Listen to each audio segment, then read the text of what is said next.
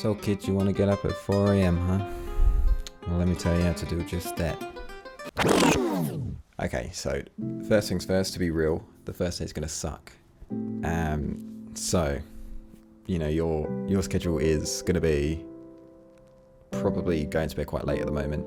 Probably like 10, 11, 12, maybe 1, maybe later, but hopefully not. Obviously, this is only going to work for people that actually have a schedule where they're not doing nights and things like that. That's just not going to work otherwise. Tip number 1 is to actually stay up really late the night before, because then what you're doing is you're making yourself really tired and you can't nap through the day because that defeats the object.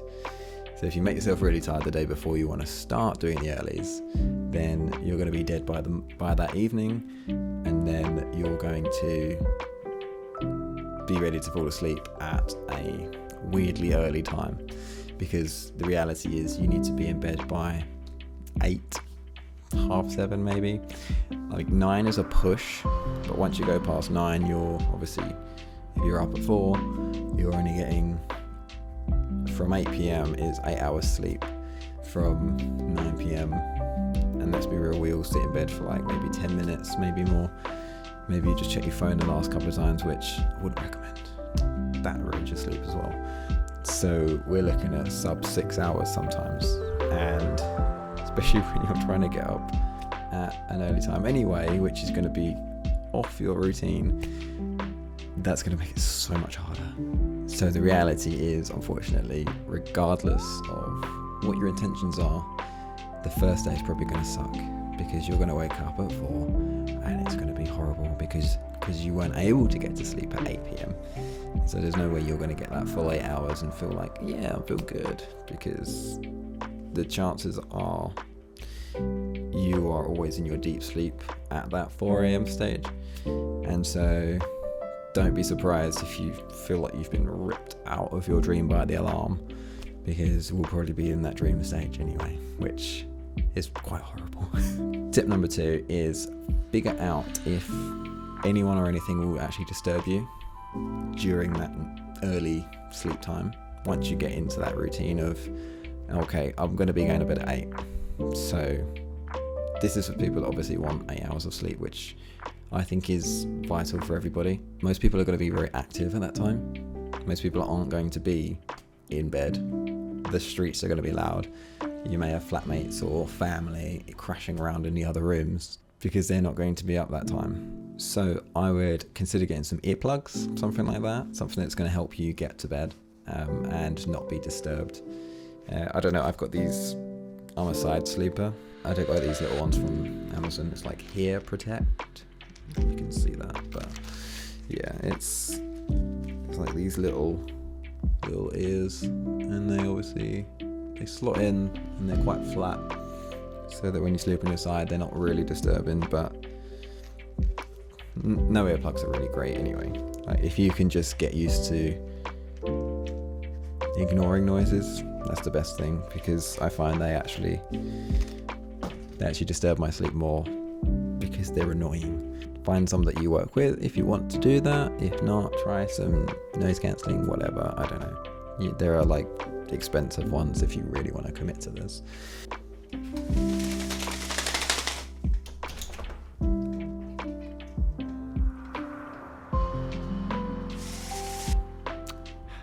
So tip number 3 is have a lovely freezing cold shower first thing in the morning. Why would I say that? So there's nothing more refreshing and to make you more revitalized in the morning than having a lovely icy cold shower. And then once that shower hits your head and that cold water, your body goes, you fully wake up. So if you're feeling a bit groggy, which you will do when you first do this, especially the first day, I know it's a habit in and of itself that perhaps people don't want to start. Fine, so be it, a coffee's fine, but I find it's the most beneficial thing when you're first doing this, and it also kind of signals your body after a few days that this is wake up time, this is not sleep time anymore.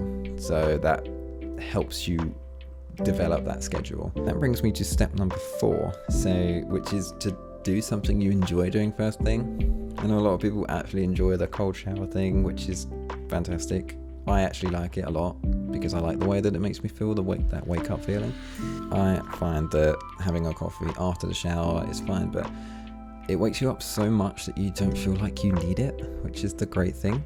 Whereas some people, like one of my favorite YouTubers, Unjaded Jade, she's got a early rise video, and her favorite thing, whether that still is the case, is to do yoga first thing in the morning, which I think is a great idea.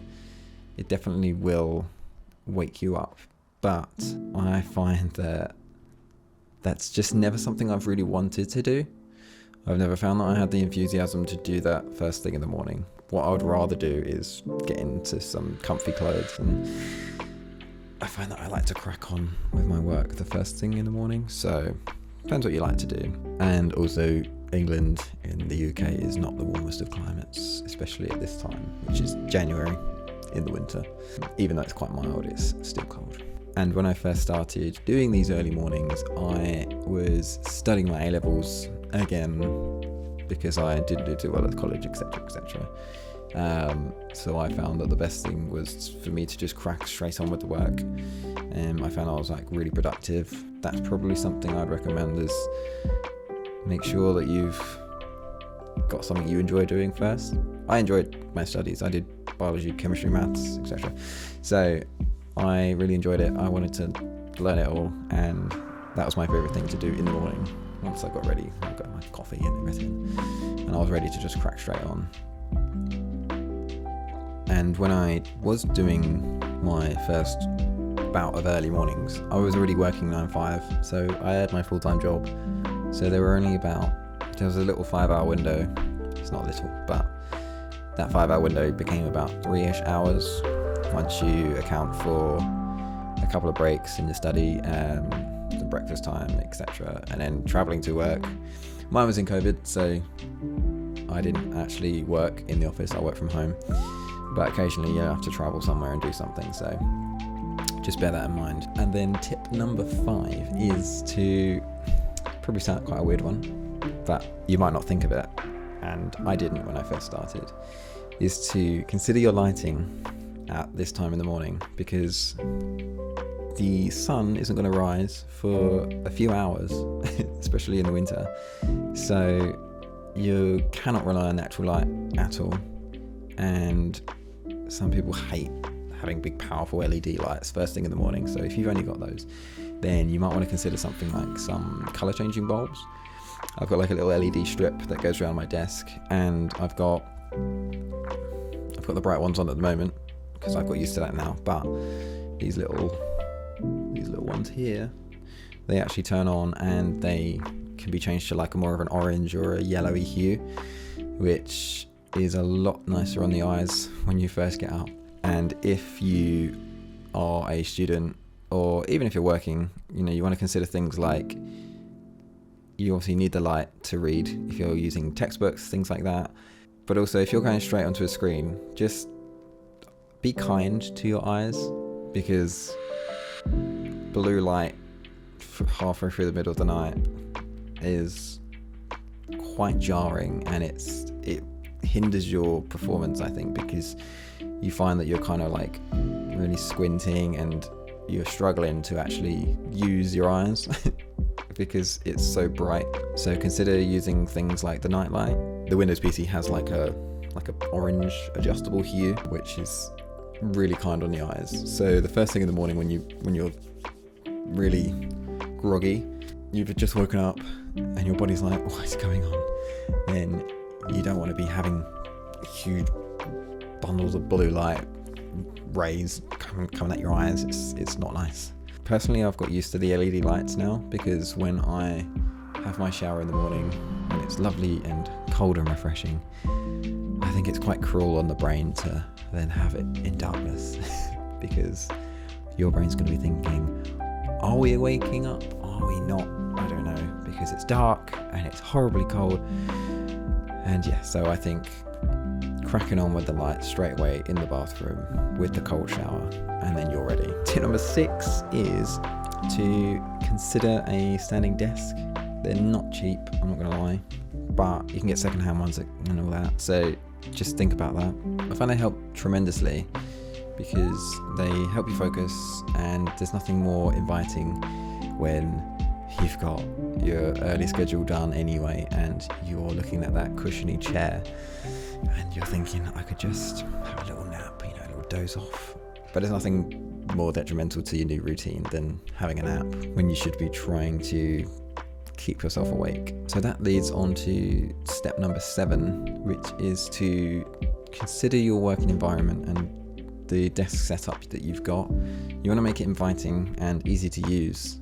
It's not, it doesn't have to be flawless, but it doesn't have to be anything fancy.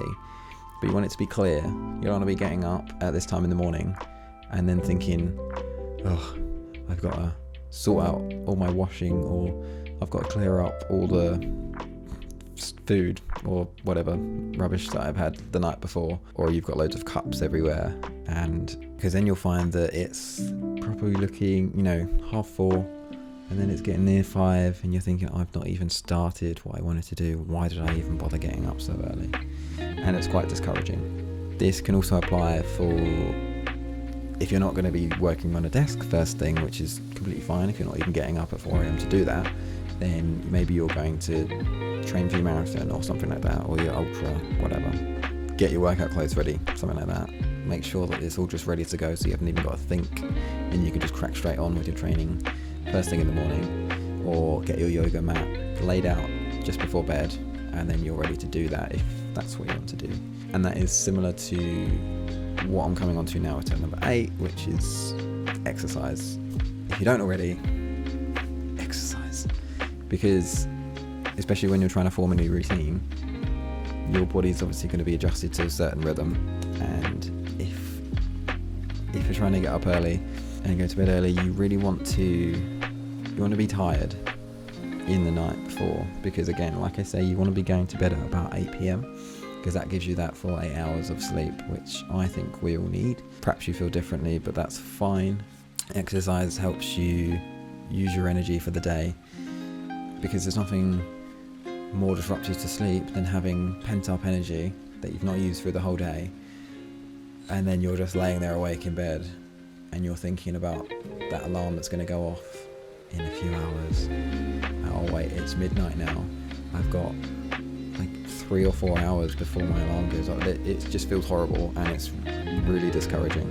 So almost the final tip is a bit of a sneaky one, because this is all about 4 a.m. 4. But actually set your alarm for 3:50 a.m.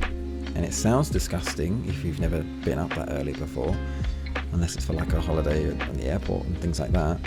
But that 3:50 a.m. rise means that if you're a bit of a stickler for a schedule like me, when you have that little 10-minute window, you can use that to have your shower, get dressed, grab a coffee. I don't know, maybe you could squeeze in breakfast as well if you want to eat the first thing in the morning, and it just lets you get up and get ready, and you're just ready to go at 4 a.m. And I find that really motivating, because especially if you're a student and you're studying, you want to keep maybe like proper segments of time. If you're starting at like 20 past, something like that, I find it really, I don't know, perhaps I'm just weird, but I find it mentally jarring to have like written times down when it's not nicely on the dot. But that's, perhaps I'm just being pedantic. And so you're just acclimatized, ready to go at 4. And the final tip is just be kind to yourself. Try and give it a good couple of weeks. Don't just do it once, because the first day is always the worst and it's never going to feel good. So if you just do it once and go, no, that's not for me, I'm never going to do that again in my life, then you don't know by that time. So you've kind of put yourself through that one day for no reason, because it takes a few days to get used to it. Like, I've just restarted doing it recently, so even for me, even though I did it for years at a time and then I stopped doing it for a little while, And now I come back to it, I found that the first day was horrible again. Weirdly, I didn't sleep for some reason because I felt like I had to be up at that time. And so my body wasn't relaxing. And so I had like 4 hours sleep or something like that, maybe 3. And then I found that I did have to kind of take a nap at like midday or something like that. And that's fine, that's not going to ruin it. As long as you're up and you stay out for a little while, then you can nap later in the day. But that's a bit sneaky. Try not to do that because you're trying to make a new schedule. But like I say, if you're just thinking there's no way I'm going to do this, I'm a night owl, I'm not a morning lark, then that's fine.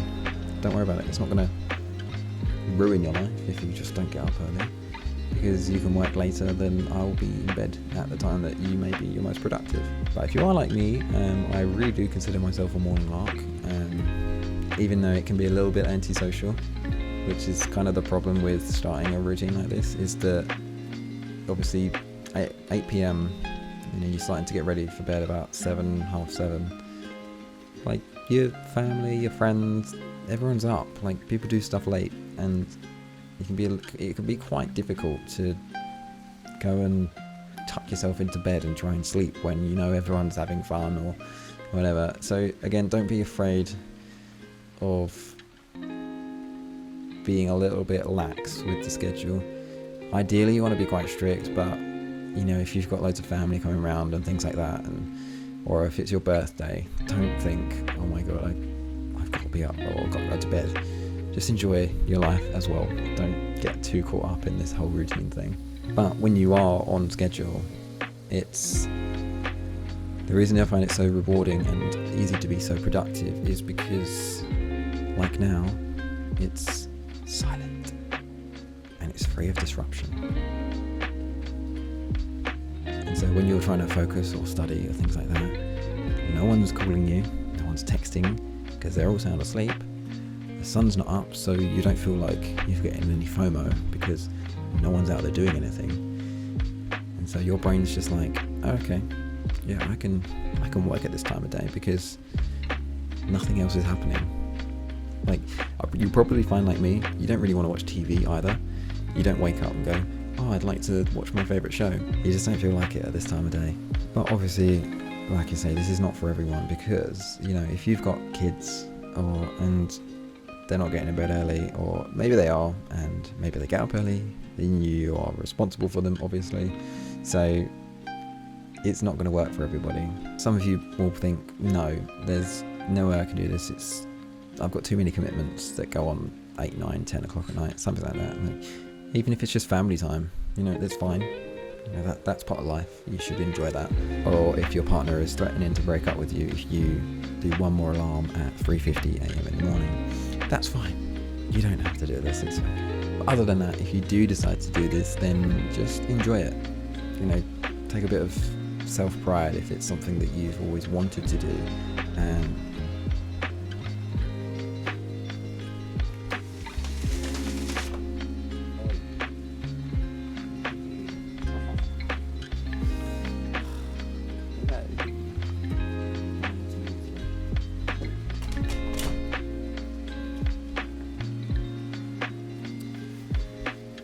So you take pride in doing this because you might find that it's something you wanted to do for a long time and you thought, oh, I don't know, that's not for me, I can't do stuff like that.